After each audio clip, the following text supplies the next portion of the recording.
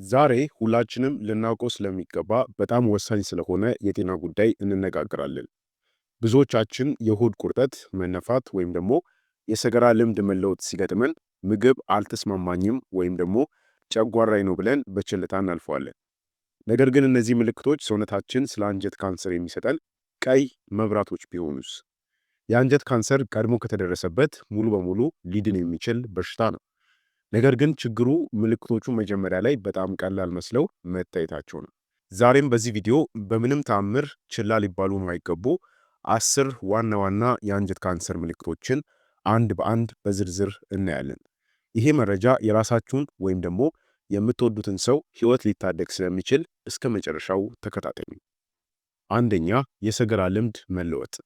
ከዚህ በፊት የነበራችሁ የሰገራ አወጣጥ ልምድ በድንገት መቀየር፣ ለምሳሌ ለረጅም ጊዜ የሚቆይ ተቅማጥ ወይም ደግሞ ድርቀት የአንጀት ካንሰር ቅድሚያ ምልክቱ ነው።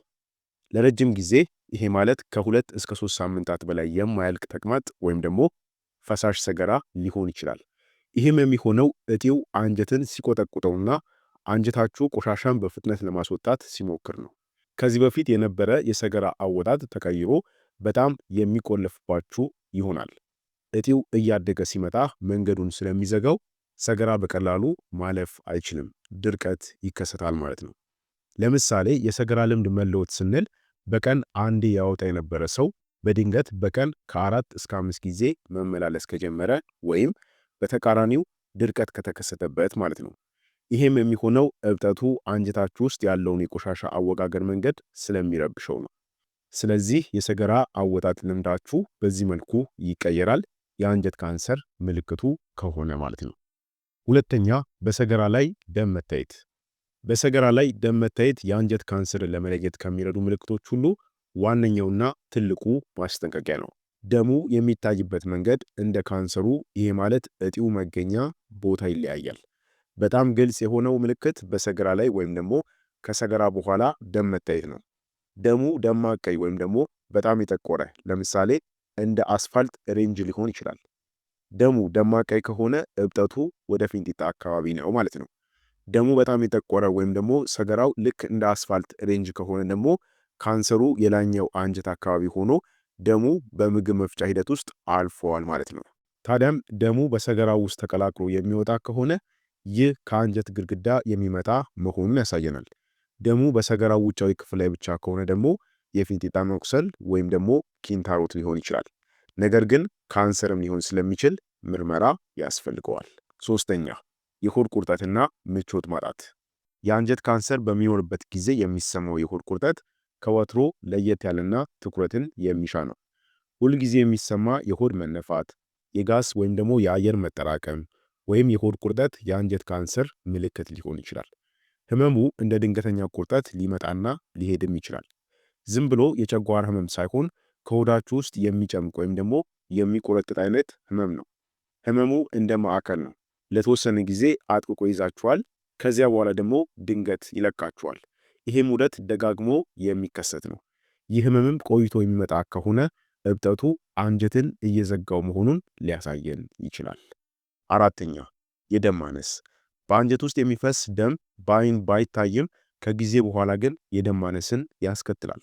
ይሄም ደግሞ የልብ ምት መጨመር፣ የትንፋሽ መቆራረጥና መፍዘዝን ሊያመጣ ይችላል። አይናችሁ አካባቢ ሲገለጥ ነጭ መሆን፣ መገርጣትና ቶሎ መድከምም ይከሰትባቸዋል። እነዚህ የደም ማነስ አጠቃላይ ምልክቶች ስለሆኑ ማለት ነው። ስለዚህም የአንጀት ካንሰር በየቀኑ በጥቂት በጥቂቱ ደምን ሊያፈስ ይችላል። ይህም ደም በአይን ባይታይም ከጊዜ በኋላ በሰውነታችሁ ውስጥ ያለውን የደም መጠን ስለሚቀንሰው ለደም ማነስ ይዳርጋችኋል ማለት ነው። የደም ማነስ ብቸኛው የካንሰሩ ምልክትም ሊሆን ይችላል። በተለይ በቀኝ በኩል ያለው አንጀታችን ላይ ካንሰር ካለ አንጀቱ ሰፊ ስለሆነ የመዘጋት ምልክት ሳያሳይ ለረጅም ጊዜ ደም ብቻ ሲያፈስ ሊቆይ ይችላል ማለት ነው። አምስተኛ፣ የድካም ስሜትና ኃይል ማጣት። ያለምንም ምክንያት ከፍተኛ ድካም መሰማት የአንጀት ካንሰር ምልክት ሊሆን ይችላል። ይህም የሚሆነው በውስጥ ደም መፍሰስ ምክንያት የደም ማነስ ሲከሰት ሰውነታችሁ በቂ ኦክሲጅን ስለማያገኝ ነው። በቂ እንቅልፍ ተኝታችሁም ድካም የማይለቃችሁ ከሆነ ይህ ከደም ማነስ ጋር ይያያዛል። ደም ሲያንስ ኦክሲጅን ወደ ጡንቻዎች አይደርስም። ያኔ ሰውነታችሁ ይዝለፈለፋል ማለት ነው። ይህም የአንጀት ካንሰርን አመላካች ነው። ስድስተኛ ያለምንም ምክንያት የሰውነት ክብደት መቀነስ። የአመጋገብ ስርዓት ሳትቀይሩ ወይም ደግሞ ስፖርት ሳትሰሩ በድንገት የሰውነት ክብደት በከፍተኛ ሁኔታ መቀነስ የብዙ ካንሰሮች በተለይ ደግሞ የአንጀት ካንሰር ምልክት ሊሆን ይችላል። ካንሰር የሰውነትን ኃይል ወይም ደግሞ ኢነርጂን በከፍተኛ ሁኔታ ይመጣል። እንዲሁም ደግሞ በሽታ የመከላከል ስርዓቱ ካንሰሩን ለመዋጋት በሚያደርገው ጥረትም ከፍተኛ የሆነ ካሎሪን ያቃጥላል።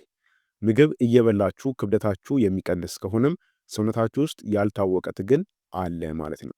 ስለዚህ የክብደት መቀነስ አንዱ የዚህ ካንሰር ምልክት ነው። ሰባተኛ የሰገራ ሙሉ በሙሉ አለመጨረስ ስሜት መሰማት። ይህ ሰገራ ከተቀመጣችሁ በኋላ አሁንም አንጀታችሁ ውስጥ የቀረ ነገር እንዳለና እንዳልተጸዳዳችሁ የሚሰማችሁ ስሜት ነው። ሽንት ቤት ሄዳችሁ ከተመለሳችሁ በኋላ አሁንም ድጋሜ የመሄድ ፍላጎት መሰማት ይኖራችኋል። የሰገራ ሙሉ በሙሉ አለመጨረስ ስሜት አብዛኛውን ጊዜ የሚያሳየው እጢው በታችኛው የአንጀት ክፍል ይሄ ማለት በፊንጢጣ አካባቢ መኖሩን ነው። ካንሰሩ ወደ ላይኛው አንጀት ከሆነ ግን ይሄ ስሜት ብዙም አይታይም። ይልቁንም የሆድ ቁርጠትና ድካም ይቀድማሉ። ካንሰሩ ፊንጢጣ አካባቢ ካለ አንጀታችሁ ውስጥ ሁልጊዜ የሆነ እንግዳ ነገር እንዳለ ስለሚሰማው አእምሯችሁ ሰገራ የቀረ ይመስለዋል ማለት ነው። ይህም ስሜት በሌሎች ችግሮችም ሊመጣ ይችላል። ለምሳሌ የአንጀት መቁሰልም ይህንን ምክንያት ወይም ደግሞ ይህንን ስሜት ያመጣል። አንጀት ሲቆስልና ሲያብጥ ተመሳሳይ ስሜትን ይፈጥራል። ሌላው ኪንታሮትም አንጀት ውስጥ የሆነ ነገር ያለ ስሜት ሊፈጥርባችሁ ይችላል። ልዩነቱ የካንሰር ከሆነ ይህ ስሜት በጊዜ ሂደት እየባሰ ይሄዳል እንጂ በራሱ የሚጠፋ አይደለም። እንዲሁም ደግሞ ከክብደት መቀነስና ከሰገራ መቅጠን ጋር አብሮ የሚመጣ ስሜት ነው። ስምንተኛ የሰገራ ቅርጽ መቀነስ። ይሄ ማለት የሰገራ መቅጠን። የሰገራ ቅርጽ መቀነስ ወይም ደግሞ መቅጠን ከአንጀት ካንሰር ምልክቶች መካከል በጣም ካንሰሩ ያለበት ሁኔታ በግልጽ ጠቋሚ ከሆኑ ምልክቶች ውስጥ አንዱ ነው። በአንጀት ውስጥ እብጠት ወይም ደግሞ እጢ ካለ ሰገራ የሚያልፍበት ቦታ ስለሚጠብ ሰገራው በጣም ቀጭን፣ ይሄ ማለት ልክ እንደ እርሳስ ሆኖ ሊወጣ ይችላል። አንጀታችሁን ልክ እንደ ረጅም ቱቦ አስቡት። ካንሰሩ በቱቦ ግድግዳ ላይ ሲያድግ ቱቦ እየጠበበ ይሄዳል። በዚህ ጠባብ ቀዳዳ ውስጥ ታዲያ የሚያልፈው ሰገራ ተጨምቆ ስለሚወጣ እንደ እርሳስ የቀጠነ ይሆናል ማለት ነው። የሰገራ ቅርጽ መቅጠን አብዛኛውን ጊዜ የሚያሳየው ካንሰሩ በታችኛው የአንጀት ክፍል ይሄ ማለት ወደ ፊንጢጣ አካባቢ መኖሩን ነው። አንድ ሰው አልፎ አልፎ ሰገራው ሊቀጥን ይችላል። ለምሳሌ በድርቀት ወይም ደግሞ በአመጋገብ ምክንያት ሊቀጥን ይችላል።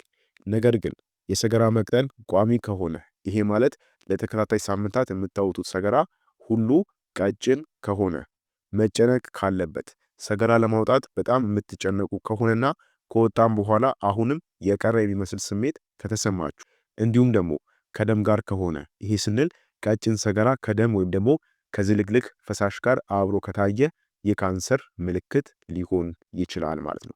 የሰገራ ቅርጽ መቅጠኑን ካስተዋላችሁና ይህም ለውጥ ከ2 ሳምንታት በላይ ከቆየ ሐኪም ዘንድ ሄዳችሁ የዲጂታል ሬክታል ምርመራ ወይም ደግሞ የኮሎኖስኮፒ ምርመራ ማድረግ ይኖርባችኋል። ዘጠነኛ የሆድ መጮህና የጋዝ መብዛት።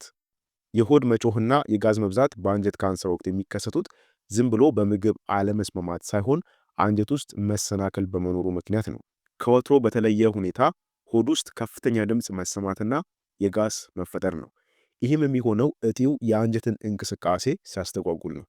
ምግብ ከበላችሁ በኋላም ሆነ ሳትበሉ ሆዳችሁ እንደተወጠረ ይቆያል። ይህም የሚሆነው እጢው አንጀት ውስጥ ጋዝ እንዳያልፍ ትራፊክ ስለሚሰራበት ነው። እጢው አንጀትን በከፊል ሲዘጋውም በአንጀት ውስጥ ያሉ ተፈጥሯዊ ባክቴሪያዎች ምግብን ለማብላላት ጊዜ ያገኛሉ ማለት ነው። ይህም ሂደት ከፍተኛ የሆነ ጋዝ በአንጀት ውስጥ እንዲሁም ደግሞ በሆድ ውስጥ እንዲፈጠር ያደርጋል ማለት ነው። አስረኛ ማቅለሽለሽና ማስመለስ። ማቅለሽለሽና ማስመለስ በአንጀት ካንሰር ሂደት ውስጥ የሚታዩት ብዙውን ጊዜ እጢው እያደገ መጥቶ አንጀትን ማጥበብ ወይም ደግሞ መዝጋት ሲጀምር ነው።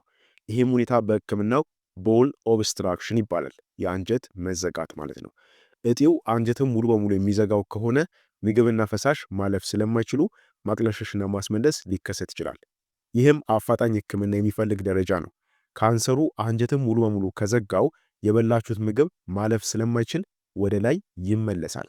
ይህም በጣም አደገኛ ደረጃ ስለሆነ አፋጣኝ ሕክምና ይፈልጋል ማለት ነው።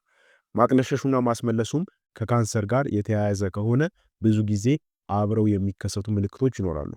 እነዚህ ምልክቶች ከፍተኛ የሆድ መነፋት፣ ሆዳችሁ እንደ ከበሮ ይወጠራል፣ ምክንያቱም ጋዝም ሆነ ምግብ ማለፍ ስለማይችል፣ ከባድ የሆነ ቁርጠት፣ አንጀታችሁ መዝጊያውን ሰብሮ ለማለፍ ስለሚታገል ጠንካራ የሆነ ቁርጠት ይከሰትባችኋል። ሌላው ደግሞ ጋዝ ወይም ደግሞ ሰገራ ማውጣት ማቆም ይኖራል። ይህም የመዘጋቱ ትልቁ ምልክት ነው ማለት ነው። ስለዚህ ተራ የምግብ መመረዝ ወይም ደግሞ የጨጓራ ህመም ሲሆን ማስመለሱ ከአንድ ከሁለት ቀን በኋላ የሚጠፋ ነው የሚሆነው። ነገር ግን የአንጀት ካንሰር ከሆነ ችግሩ ያለ ህክምና በፍጹም አይተዋችሁም ማለት ነው። እንደውም እየተባባሰ የሚሄድ ይሆናል። በዚህ መልኩ የአንጀት ካንሰር መሆኑን መለየት ትችላላችሁ ማለት ነው። እንግዲህ እስካሁን ያየናቸው 10 ምልክቶች የአንጀት ካንሰር ቀደም ብሎ ሲቀሰቀስ የሚያሳያቸው ዋና ዋና ማስጠንቀቂያዎች ናቸው። እዚህ ጋር ላሳስባችሁ የምፈልገው ትልቁ ነጥብ እነዚህ ምልክቶች ስለታዩ ብቻ የግድ ካንሰር አለባችሁ ማለት አይደለም። ነገር ግን እነዚህ ለውጦች ከ2 ሳምንት በላይ ከቆዩባችሁ፣ እደግምላችኋለሁ፣ ከ2 ሳምንታት በላይ ከቆዩባችሁ የቤት ውስጥ መፍትሄዎችን ከመፈለግ ይልቅ ወደ ህክምና ተቋም ሄዳችሁ ምርመራ ማድረግ ብልህነት ነው።